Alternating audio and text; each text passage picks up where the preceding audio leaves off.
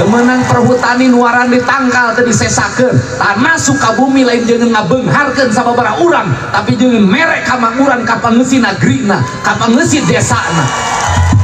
Temenang aya nu bebeungar jeung ngabeungharkeun diri tapi nyangsarakeun kabeh rahayatna. Satuju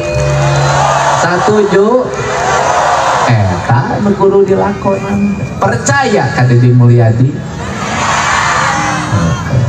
Nah ku kitu nah kumaha geus ulah nyaritakeun nu ka tukang urang ngomongkeun nu ka hareup. Di Sukabumi teu meunang aya budak sakola ka sakolan ngojay heula di walungan ngerakeun. Bener teu?